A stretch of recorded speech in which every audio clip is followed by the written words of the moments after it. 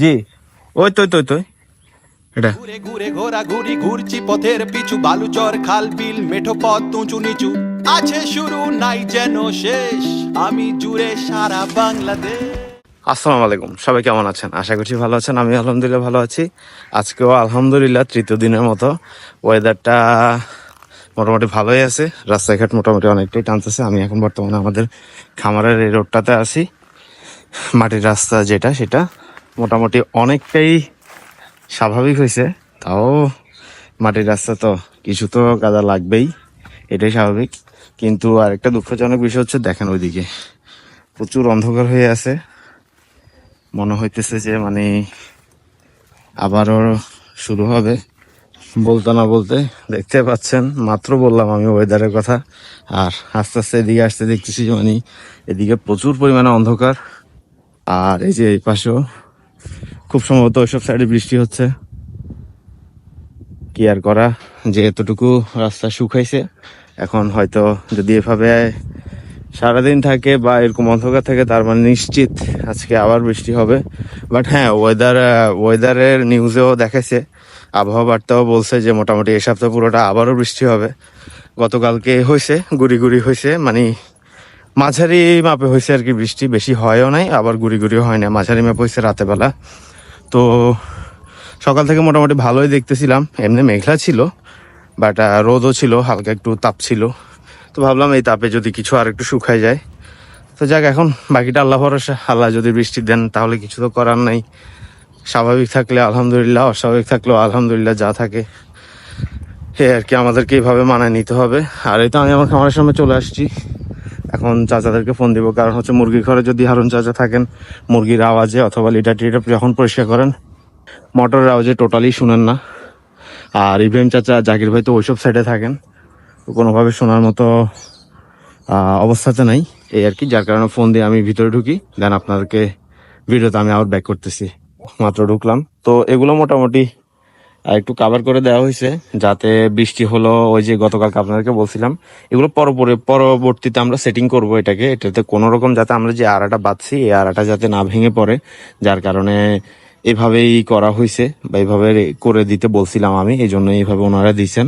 পরবর্তীতে আমরা মানে পুরোপুরি সেটিং হয়ে গেলে দেন আমরা সুন্দর করে এটাকে টানাই, এরপরে শক্ত করে মানে খুঁটি গাড়ানো লাগে, যদি মাটির চাকা দেওয়া লাগে বা ইট দেওয়া লাগে, ওইটা ওইভাবে সেটিং করব।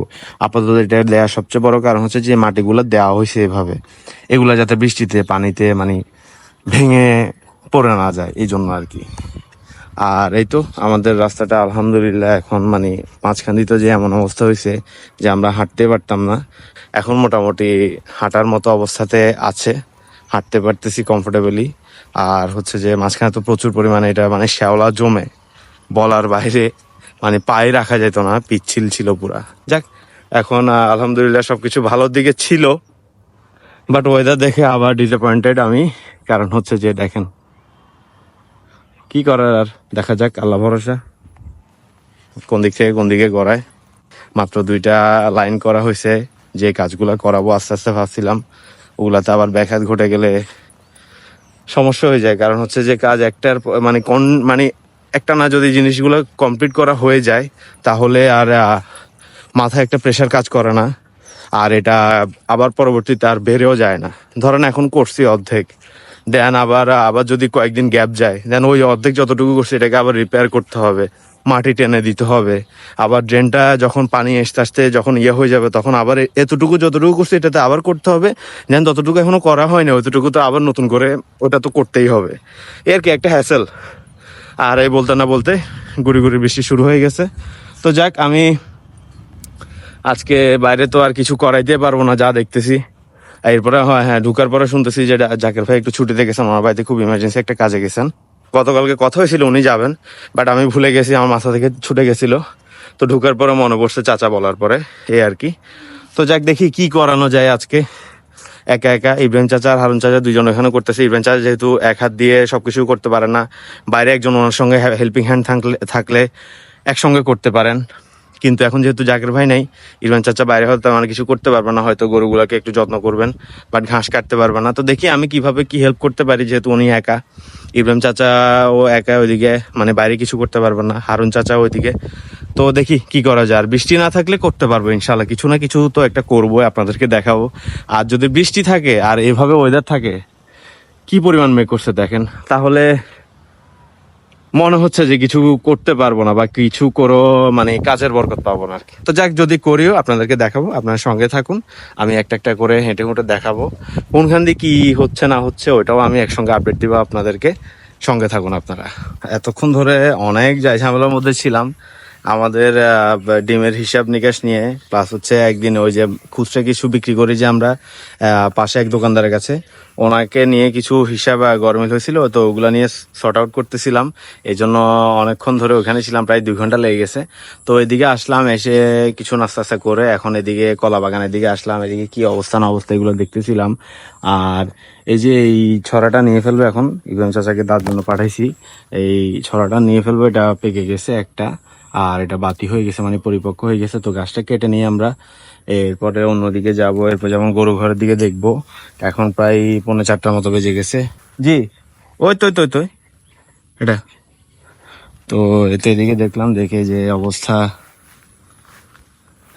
গতকালকে আসছিলাম, দেখলাম এদিকে এদিকে একটু হেঁটে হেঁটে দেখা লাগে। চাচারা এখান দিয়ে যখন ইয়ে যাওয়া শুরু করছিল, এদিকে মোটামুটি বস্তা দিছিল, ওগুলো আপনাদেরকে দেখাইছিলাম। লাস্ট যখন ঠেকাইতে পারে না, পরে এখান থেকে কিছু মাটি নিয়ে মাটি দিয়ে আটকেছিল। তো যাক, এগুলো এখন এখান থেকে অনেক পানি চলে গেছে। ওই দিন তো দেখছিলেন আপনারা, এখানে পুরোটা পানি ছিল, এখন পানি নাই। আর কলাছড়াটা নিয়ে আপাতত আমরা চলে যাবো, যেন এটা এখনো আরো কয়দিন যাবে, ইনশাল্লাহ আরো হয়তো সপ্তাহখানেক পরে এটা নিতে পারবো। এখন যে ছড়াটা পাইছি এটা ছোট, খুবই ছোট, তাও দেখি এখন রেট টেট কেমন, খোঁজ খবর লাগাই, খোঁজ খবর লাগানোর পরে বুঝতে পারবো কেমন রেট। এরপরে হয় বাজারে দিব, আর না হলে এখানে সাইডে বিক্রি করে ফেলতে বলবো চাচাকে, এই আর কি।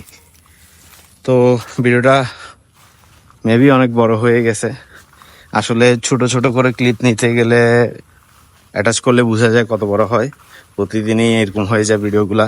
আমি ভিডিওটা এখানে শেষ করে দিব। হেঁটে হেঁটে যতটুকু দেখছি আপনাদেরকেও দেখাচ্ছি, প্লাস হচ্ছে যে হিসাব নিকাশ চলতেছিল আমাদের, ওগুলা তো দেখানোর মতো কিছু ছিল না, এই জন্য আর দেখাই নাই। আর গরুগুলার কি হাল অবস্থা এটা দেখি। সব ভালো থাকবেন, সুস্থ থাকবেন, আমার জন্য দোয়া করবেন, আমার খামারের জন্য দোয়া করবেন বরাবরের মতোই। আর যে যার জায়গা থেকে সেফ থাকবেন। আসসালামু আলাইকুম।